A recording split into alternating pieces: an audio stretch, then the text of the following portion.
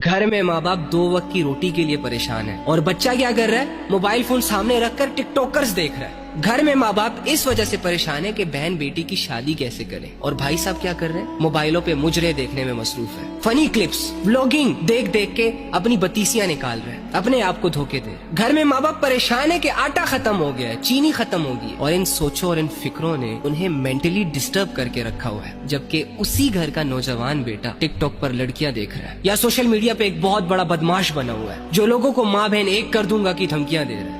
अफसोस, सारे ला इलाहा इल्लल्लाह पढ़ने वाले लोग सोशल मीडिया में मसरूफ हैं। अरे भाई, अगर नहीं रहा जा रहा सोशल मीडिया के बगैर तो कम से कम इसका सही इस्तेमाल तो शुरू कर दो। मुआशरे को एक अच्छा पैगाम, एक अच्छा सबक देना शुरू कर दो। अगर देखने वालों में से हो तो कुछ अच्छा देख लो, अगर सुनने वालों में से हो तो कुछ अच्छा सुन लो। अल्लाह के बंदो, नंगे जिस्म देखने का बहुत शौक है ना, तो हिम्मत करना जरा, क़यामत के दिन मैदान हशर में जब अल्लाह रब्बुल इज्जत ने सबको नंगा खड़ा किया होगा, उस वक्त जरा हिम्मत करना किसी को आंख उठाकर देखने की। आज यहाँ अल्लाह रब्बुल इज्जत अजाब नहीं दे रहा ना, जमीन फट नहीं रही, आसमान फट नहीं रहा, सितारे टूट नहीं रहे, माथों पे गुनाहों को लिखा नहीं जा रहा। हर गुनाह करने के बाद भी बंदा सेठ साहब, नवाब साहब, इज्जत वाला बना फिर रहा है। शायद इसीलिए हमें पर लगे हुए हैं, लेकिन ये पर बहुत जल्दी कटने वाले हैं। ये रूह और जिस्म का ताल्लुक अनकरीब जुदा होने वाला है। फिर हसरतें करेंगे हम, रो रो के हम गले फाड़ेंगे, लेकिन वल्लाही ना हमारे आबा व अजदाद वापस आए हैं और ना हम वापस आएंगे।